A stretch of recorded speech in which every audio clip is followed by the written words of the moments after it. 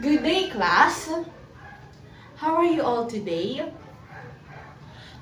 It's good that all of you are all fine. But before we move on with our discussion, let us first have a review on what we have tackled last time. So I have here some flashcards, and what you are going to do is that you are going to answer it orally. For the first number, very good.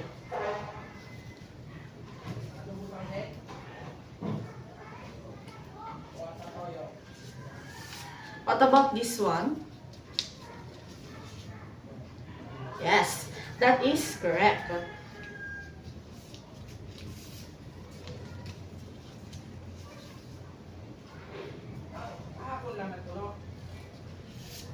And this is our last number.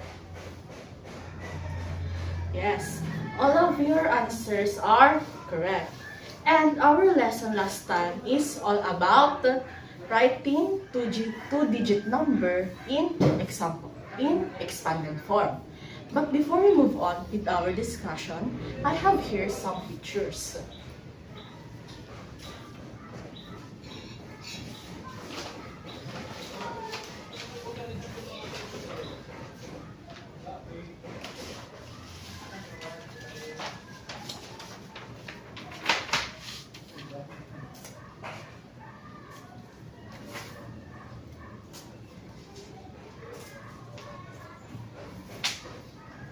What can you see in the picture, everyone?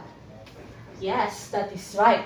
There are apples, oranges, and mangoes. And it is in the... Yes, that is correct. The picture shows that it is in the farm. I have another picture here also.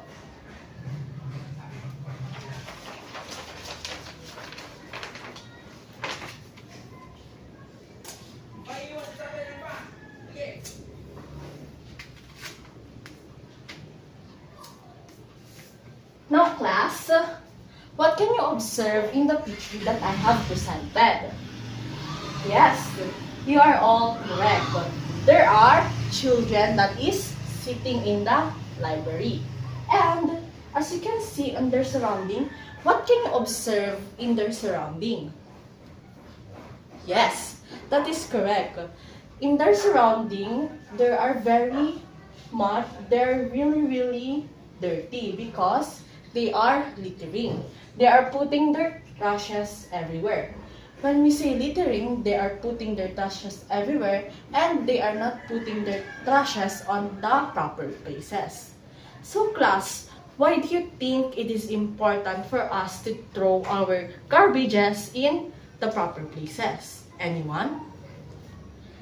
Yes, we need to throw our trashes everywhere in a proper place in order for our surrounding to be clean, because we don't want to live in a place that is not clean, because it is not nice that we are living in a place that is very dirty. Am I right, class?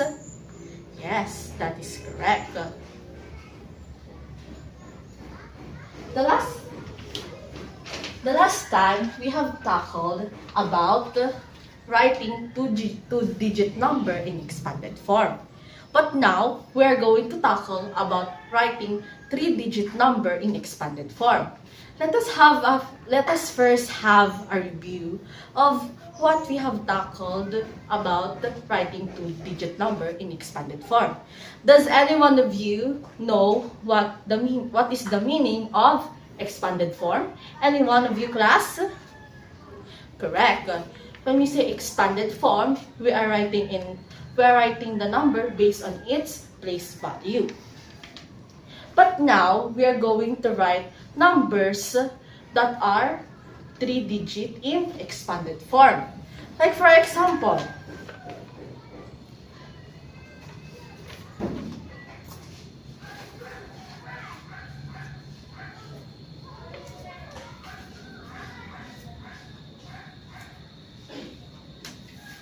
last time we tackled about two-digit numbers. We write 52 we write 52 like 5 tens and 2 ones.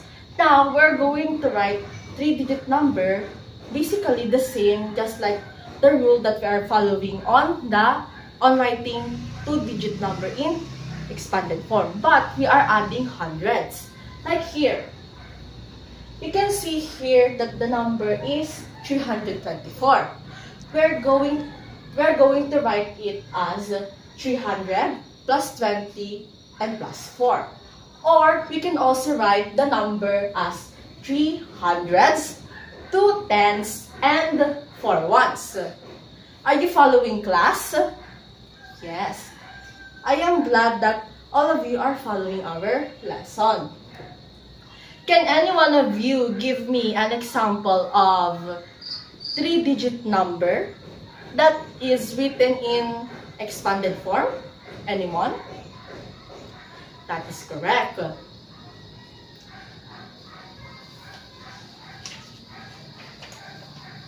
Now let us have here another example.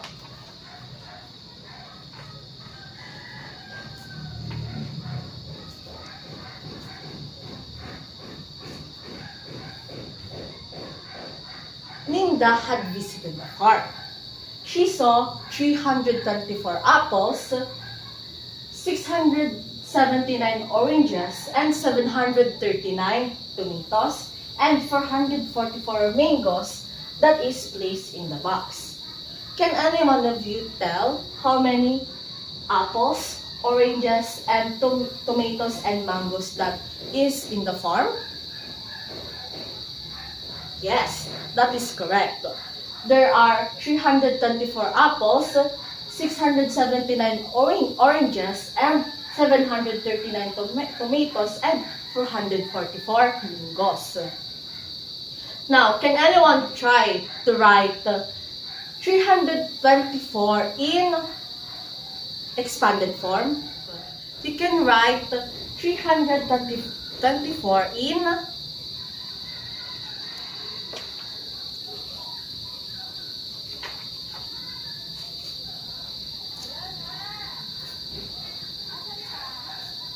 we can write 324 like this one.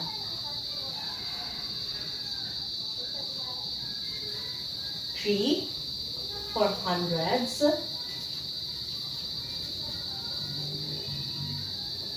2, 4 tens, and 4 ones. This is a way we can write 3-digit number in expanded form. But there is also another way we can write a number in an expanded form. So let us try 679. Can anyone try to write 679 in expanded form?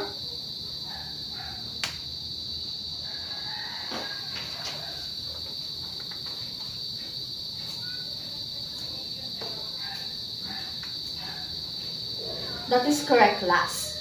We can write 679 in 6 for hundreds, 7 for tens, and 9 for ones. But we can also write 679 in another way. Let me show you again, class.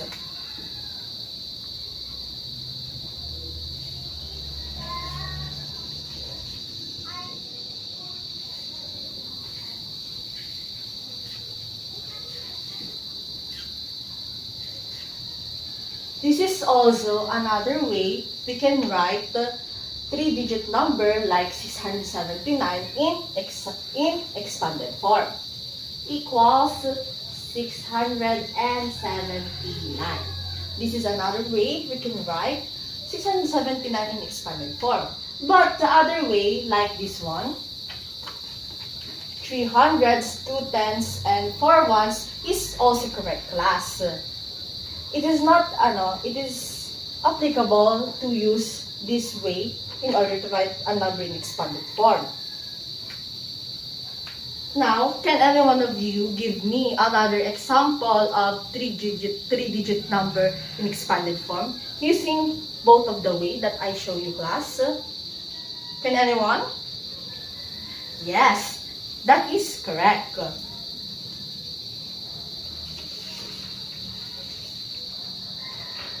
Now, class, let us try another activity.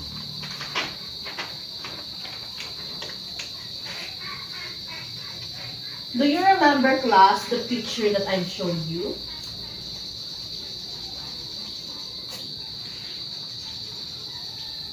The picture that I showed you about the library, and this is connected to our problem. So our problem is, in the school library, there are 478 mathematics book, 168 English books, and 824 science book. So, you're going to put the correct row, the correct number in the correct row on the table. So, I have here a table.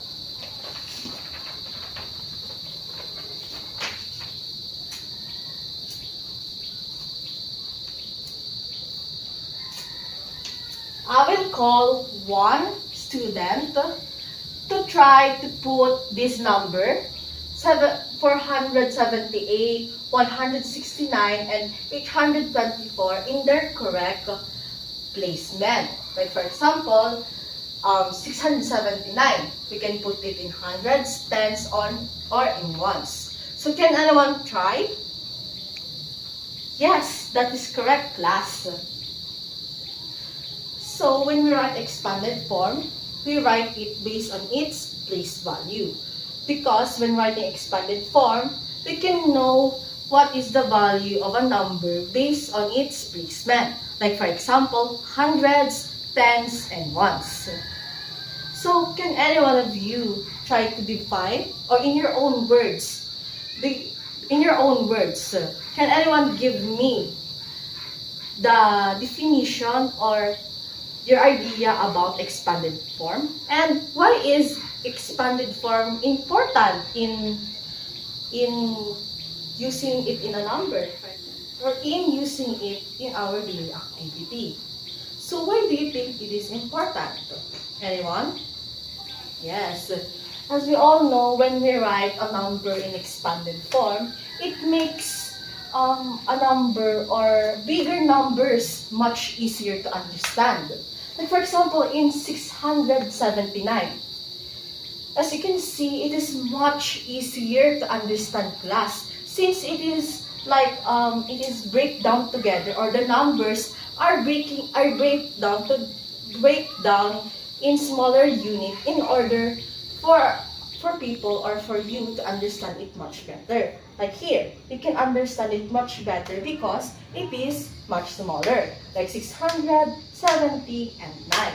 But their value is still the same. So, can anyone tell me what operation does we use here in the example? Anyone, class? Yes, that is correct. We use the addition when we add 600 plus 70 and plus 9. Now that we all know what is the meaning of expanded form and how to write expanded 3-digit number in expanded form, we will going to have an activity.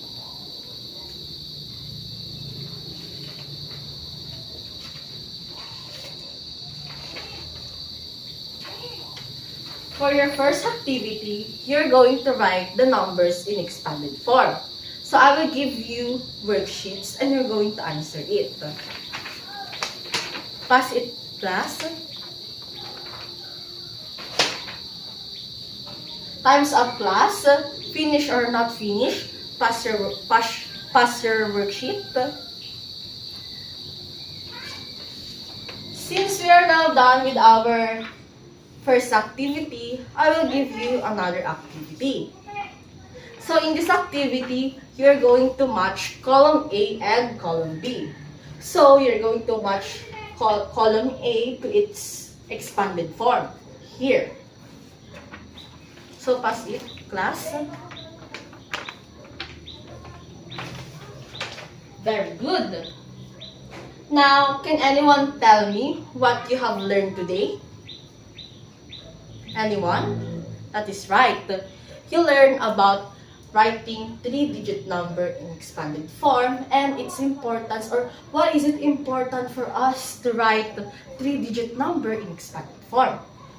We write numbers in expanded form in order for us to much easier or to understand bigger numbers much easier. Because when we write it like in bigger numbers, like for example 869, oh my god, it is so big.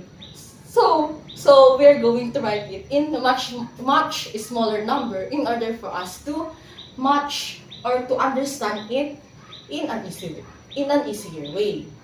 So, do you understand our lesson, class?